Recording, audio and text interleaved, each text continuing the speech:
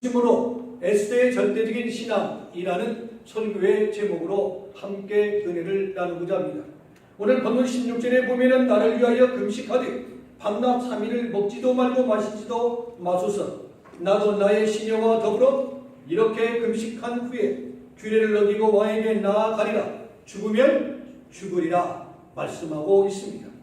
여기서 절대적인 신앙이란 절대적인 사상, 절대적인 정신 혹은 절대적인 가치를 말합니다. 절대적인 신앙이라는 말씀은 여호와 하나님을 신뢰하고 의지하는 우리의 신앙이 절대적이어야 한다는 것을 일깨워 주고 있습니다. 오늘 본문에는 죽으면 죽으리라는 에스더의 절대적인 신앙이 잘 드러나 있습니다. 지금처럼 코로나 시대에 절대적인 신앙이 아니면은 바른 신앙생활을 해나갈 수 없는 환경과 여건에 처해 있습니다. 첫째로 에스더의 절대적인 신앙은 정신적인 지주이었다라는 것입니다. 인간은 본래 무엇인가를 의지하며 살도록 창조되었습니다. 이것을 가리켜서 하이데크는 이런 말을 했습니다. 의타적인 존재다라고 표현을 했습니다. 공산주의나 전체주의 국가에서는 국가나 당을 절대시하고 있으며 현대인은 재물이나 자신을 혹은 어떤 이념이나 신조를 절대적으로 의지하며 살아가고 있습니다. 반대로 어떤 사람은 절대로 믿지 않는 텅 빈 정신 속에 가벼운 삶을 호박 같은 인생 둥글둥글 살지 하면서 그냥 덤없이 살아가는 분들도 없지 않아 많이 있음을 보게 되어집니다. 과연 우리에게는 살고 죽을 수 있는 절대적인 가치의 세계에 있는가 한 번쯤 스스로 자문자답해 보시기를 바랍니다. 나의 전부를 송두리째 맡기고 살아갈 정신적인 지주가 있느냐는 말입니다. 나는 지금 누구를 의지하며 바라보며 살아가고 있는가 한 번쯤 질문해 보아야 할 만합니다. 하나님을 믿고 하나님 앞에 내어 맡길 수 있는 여러분이 되기를 진정 원합니다. 아멘. 내가 도와주리라 말씀하여 주셨기 때문에 그렇습니다. 오늘부터 아닌 새해는 하나님께 맡기는 여러분이 되기를 원합니다. 너의 의지도, 너의 염려도, 너의 행사도, 너의 격려도, 너의 경영도, 너의 짐도, 너의 원수도 내게 맡기라. 내가 갚아주리라 말씀하여 주셨기 때문입니다. 시편 37편 5절에 보면 이렇게 말씀합니다. 내 길을 여호와께 맡기라. 그를 의지하면 그가 이루시리라 말씀하여 주셨습니다. 베드로전서 5장 7절을 보면 너희 염려를 다 주께 맡기라. 이는 그가 너희를 돌보시리라고 했습니다. 잠언서 16장 3절에도 보면은 너의 행사를 여호와께 맡기라. 그리하면 네가 경영하는 것이 이루리라고 말씀하여 주셨습니다. 시편 55편 22절을 보면은 내 짐을 여호와께 맡기라. 그가 너를 붙드시고 의인의 요동함을 영원히 허락하지 아니하리라고 말씀하여 주셨습니다. 로마서 12장 19절을 보면 내 사랑하는 자들아 너희가 친히 원수를 갚지 말고 하나님의 진노하심에 맡기라. 기록되었으니 원수 갚는 것이 네게 있으니 내가 갚으리라. 전능하신 하나님 앞에 나의 모든 것을 맡기라고 말씀하고 있습니다.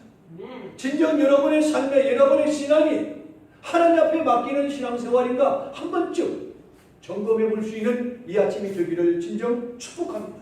하나님께 맡기는 생활이 습관화되고 여러분의 생활이 지속하기를 진정 원합니다. 둘째로 에스더의 절대적인 신앙은 지켜보시는 예수님을 신뢰하는 신앙이었습니다. 사무엘하 12장 9절이나 마가복음 6장 18절을 보면 국왕의 불의를 칼날처럼 지적한 선지자가 있습니다.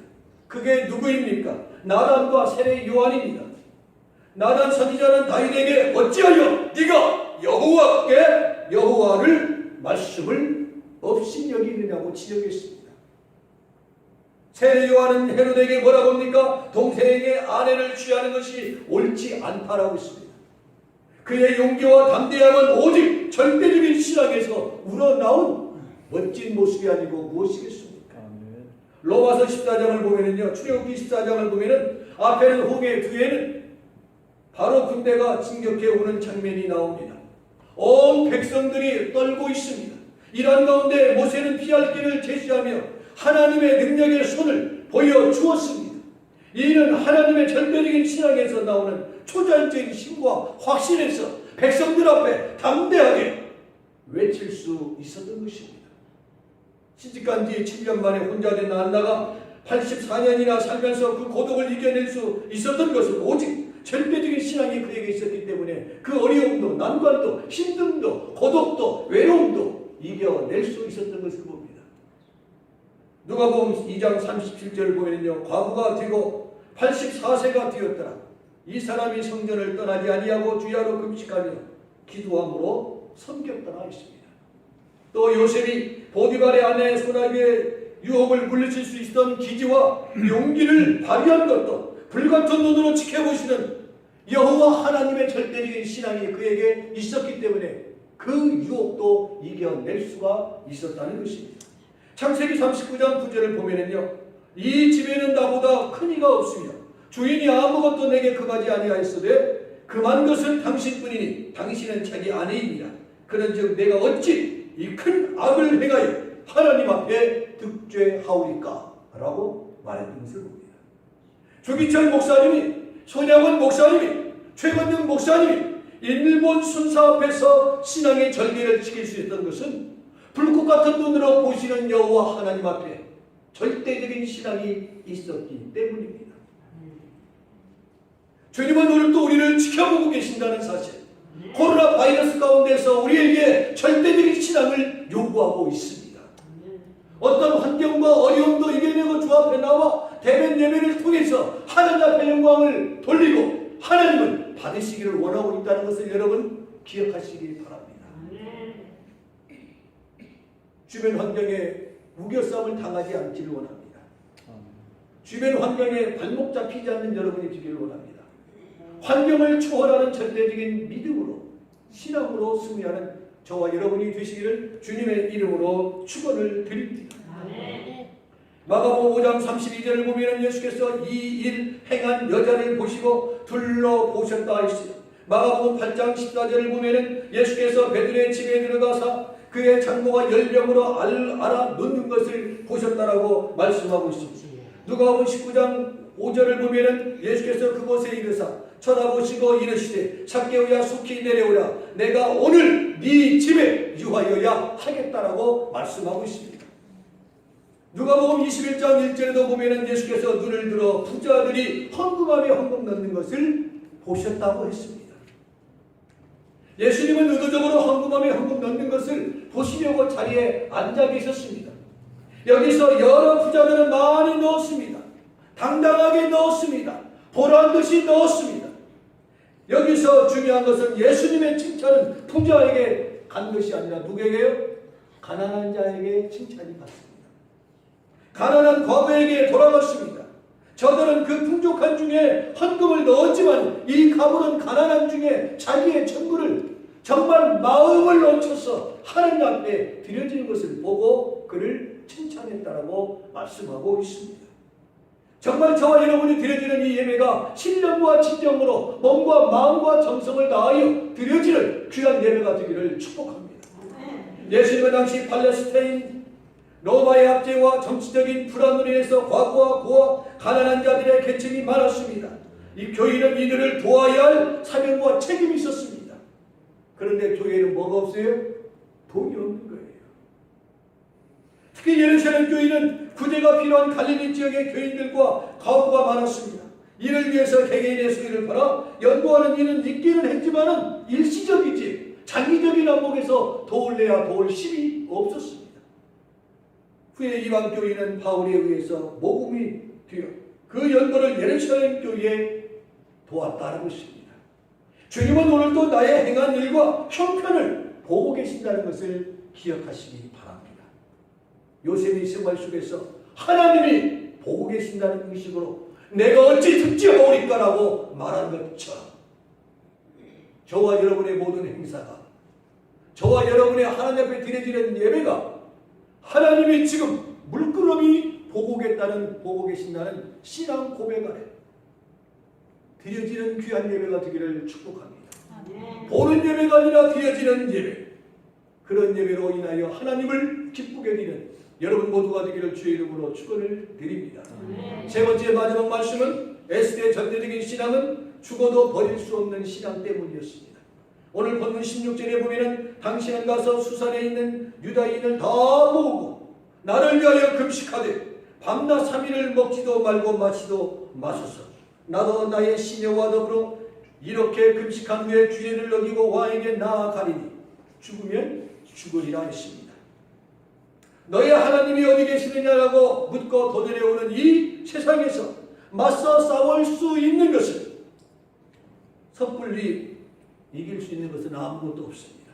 절대적인 신앙이 있어야만이 이길 수 있음을 시편 42편은 우리들에게 일깨워주고 오늘 본문의 말씀은 우리들에게 깨우쳐주고 있습니다. 시편 42편 1절과 11절에 보면 이렇게 말씀합니다. 하나님의 사슴이 신의 문을 찾기에 갈급한 같이 내 영혼이 주를 찾기에 갈급하나이다. 내 영혼아 네가 어찌하여 낙심하며 어찌하여 내 속에서 불안해야 하는가. 너는 하나님께 소망을 두라. 나는 그가 나타나 도우심으로 말미암아 내 하나님을 여전히 찬송하리로라. 말씀했습니다. 특별히 초대교회 성도들이 교인들이 국가의 권력 앞에서도 담대하게 그들의 신앙을 지켜온 것은 죽어도 버릴 수 없는 신앙을 소유했기 때문에 이겨낼 수 있는 줄로 믿습니다. 일제 36년 동안 신앙을 지킨 것도 공산주의 치하에서 신앙을 지킨 것도 코로나 때 신앙을 지킨 것도 죽어도 버릴 수 없는 신앙이 있었기 때문에 이겨낼 수 있는 줄로 믿습니다. 그 신앙으로 주님 앞에 갈 때까지 유지해 나갈 수 있는 믿음의 종들이 되기를 축복합니다. 마태복음 24장 13절에 이렇게 말씀합니다. 끝까지 견디는 자는 무엇을 얻으리라? 구원을 얻으리라. 마태복음 10장 22절에도 너희가 내 이름으로 말미암아 모든 사람에게 미움을 받을 것이나 끝까지 견디는 자는 구원을 받으리라 말씀했습니다. 사도 바울은 나의 간절한 기대와 소망을 따라 아무 일이든지 부끄럽지 아니하고 오직 전도같이 이제도 온전히 담대하여 살든지 죽든지 내 몸에서 그리스도가 존귀하게 되기를 원하나니 이는 내게 사는 것이 그리스도니 죽는 것도 유익하니라. 내가 주를 위하여 고난받을 뿐만 아니라 죽을 것도 각오하였노라는 고백의 사도였습니다. 갈라디아 2장 20절을 보면 내가 그리스도와 함께 십자가에 못 박혔나니 그런즉 이제는 내가 사는 것이 아니요 오직 내 안에 그리스도께서 사시는 것이라. 이제 내가 육체 가운데 사는 것은 나를 사랑하사 나를 위하여 자기 자신을 버리신 하나님의 아들을 믿는 믿음 안에서 사는 것이라 말씀하고 있습니다. 이는 일편단심의 신앙을 피력한 말씀입니다. 진정 오늘 이 아침에 예배를 드리는 저와 여러분 절대적인 믿음으로 신앙생활을 하고 있습니까? 주님은 우리들을 향하여 붙고 있습니다. 이 신앙이 아니면 오늘을 이겨낼 수 없고 믿음의 후손을 만들어낼 수가 없는 것입니다. 이제 말씀을 마칩니다. 사랑하는 성도 여러분, 오늘 우리가 왜 약해졌습니까? 왜 자주 흔들립니까? 왜 자주 넘어집니까?